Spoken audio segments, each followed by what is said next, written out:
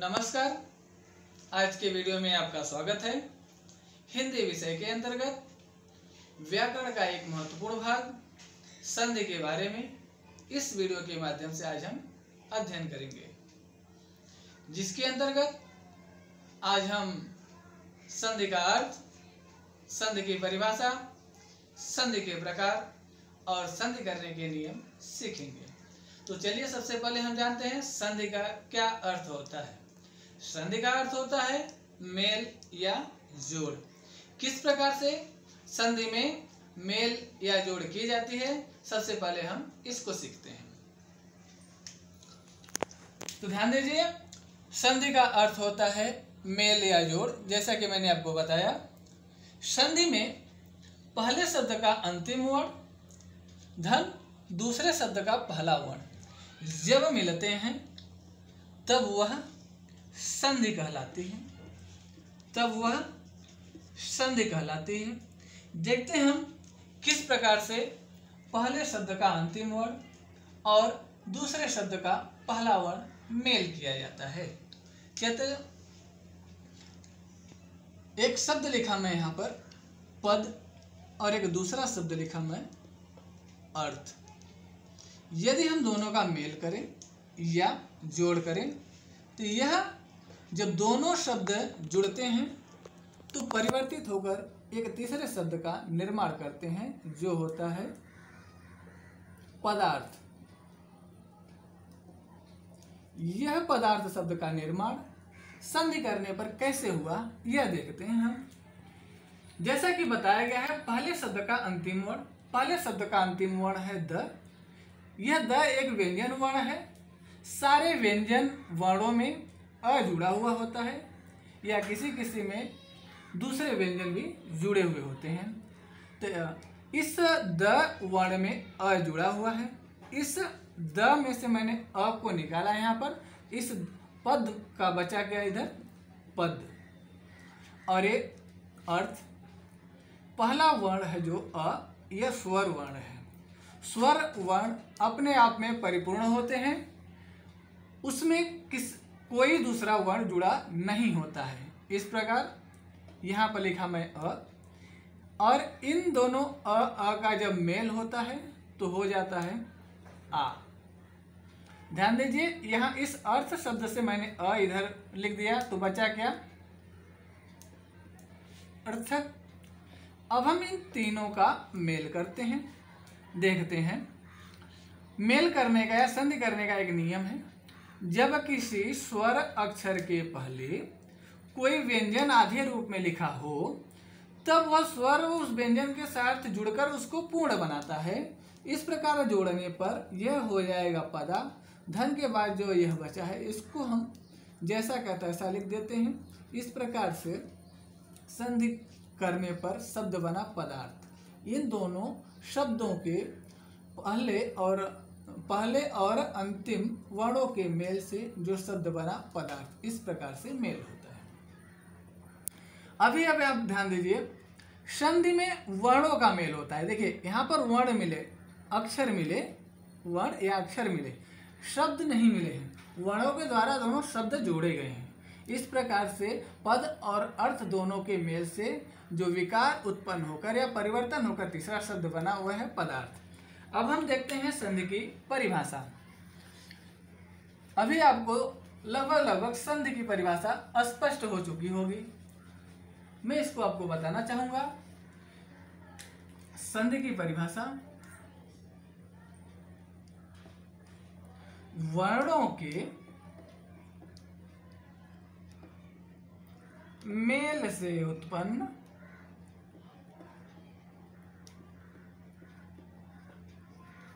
विकार या परिवर्तन को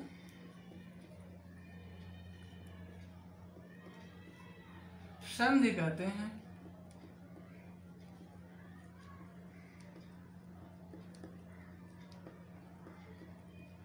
फिर से ध्यान दीजिए, वर्णों के मेल से उत्पन्न विकार या परिवर्तन को संधि कहते हैं। उदाहरण देखते हैं। एक पहला उदाहरण है विद्या धन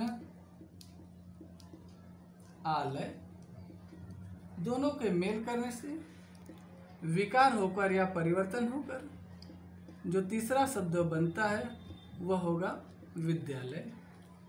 दूसरा उदाहरण देखते हैं जगत धन ईश, इन दोनों शब्दों के मेल से जो तीसरा शब्द बनेगा वह होगा जगदीश। एक तीसरा उदाहरण पय धन धर, अरे पय और धर को यदि हम संधि करते हैं तो यह बदल कर हो जाता है पयोधर। ये जो तीन उदाहरण अलग अलग प्रकार के यहाँ बोर्ड पर आपको बताए गए हैं अभी, ये तीनों अलग अलग प्रकार के हैं। ये कैसे जुड़ने पर जगत धन ईश का जगदीश और पय धन धर का पयोधर हो गया।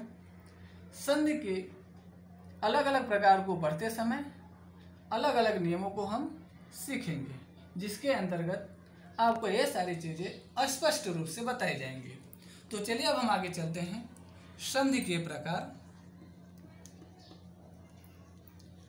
संधि के प्रकार तो मुख्य रूप से संधि के तीन प्रकार होते हैं। पहला है स्वर संधि,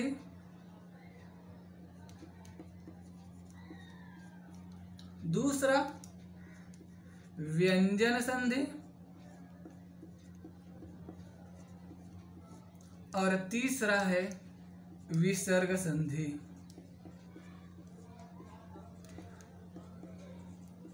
फिर से ध्यान दीजिए, संधि के कुल कितने प्रकार?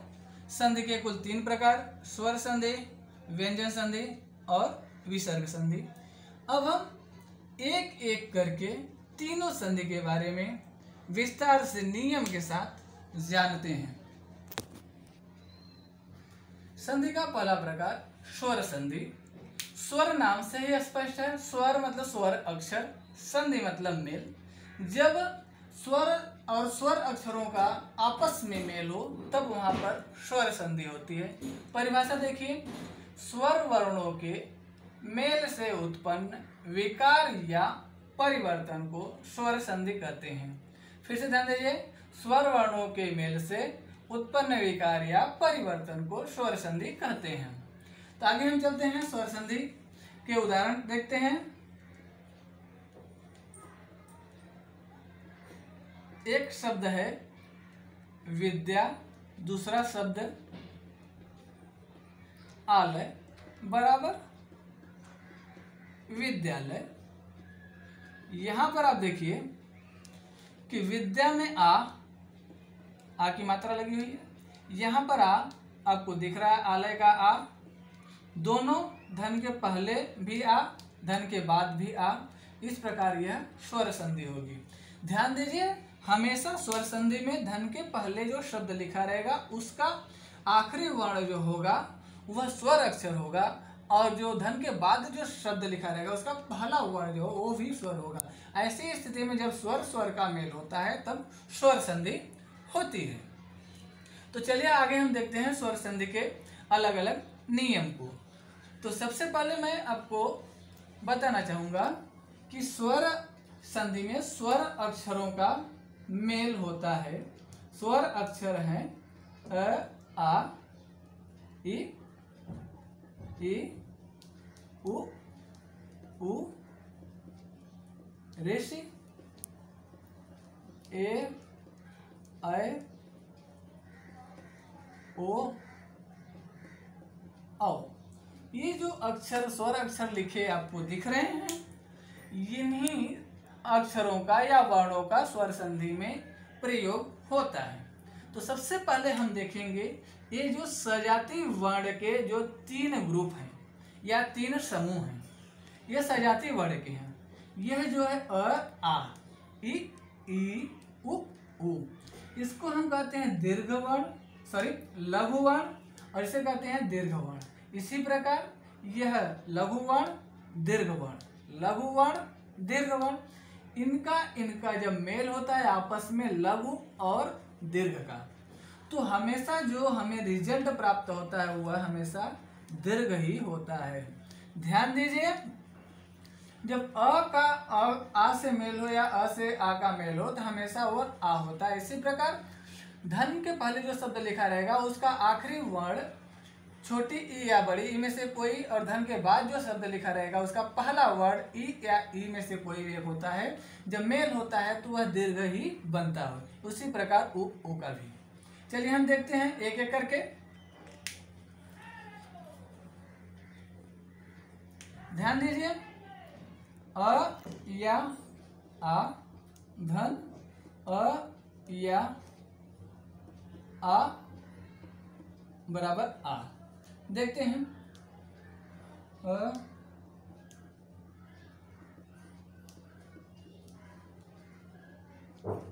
प्लस आ बराबर आ धन अ बराबर आ धन आ बराबर आ। देखते हैं पहला नियम हम देखेंगे। पहला एक शब्द लिखा मैंने,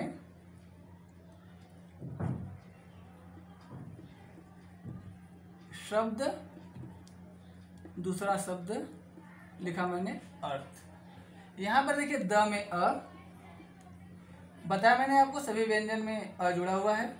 यहां पर अ, इस नियम के अनुसार अ और अ का मेल होगा तो आ बनेगा, आ हो जाएगा। यहां पर अर्थ में से अ निकल के इधर आ गया तो बचा क्या था, शब्द में से अ निकल गया, ऐसे बचा है, ऐसे। अब हम देखिए हलंत लगा तो दोनों आधे आधे हैं। इस द में से अ निकल गया तो अ आधे रूप में हो गया। हम मेल करेंगे तो ये स्वर इसके साथ द के साथ, आधे द के साथ जोड़कर इसको पूर्ण करेगा, ऐसा हो जाएगा, ये ऐसे हो गया। व्याकरण की दृष्टि से यह गलत है। इस प्रकार इसको हम सही करके लिख देंगे, शब्दार्थ ऐसे जुड़ा। देखिए यहाँ पर धन के पहले अ, धन के बाद भी अ, दोनों स्वर वर्ण है। इस प्रकार यह स्वर संधि। आगे देखते हैं अगला उदाहरण।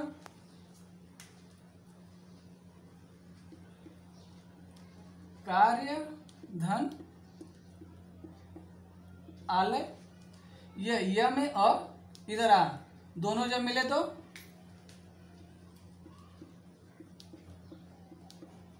कार्यालय। इसको भी मैं लिख देता हूं इधर। ये इस नियम के अनुसार देखिए, इधर अ, धन के बाद आ। अब इसको देखते हैं, धन के पहले आ, विद्याधन अर्थी, दोनों मिलेंगे तो हो जाएगा विद्यार्थी। इस प्रकार तीसरा नियम, प्रतीक्षा, धन, आलय बराबर हो जाएगा प्रतीक्षालय। देखिए यहाँ पर छा में आ, इधर भी आ, दोनों आ जुड़ेंगे तो आ का रूप धारण कर लेते हैं। दोनों शब्द मिले प्रतीक्षा और आलय तो हो जाएगा प्रतीक्षालय। इस प्रकार एक एक करके हमने इन तीनों नियमों को देखा। अब हम आगे चलते हैं। आज की वीडियो में बस इतना ही। अगले वीडियो में हम एक बार फिर स्वर संधि के और जो बाकी नियम है उसके नियम के मुताबिक हम संधि करना सीखेंगे। नमस्कार।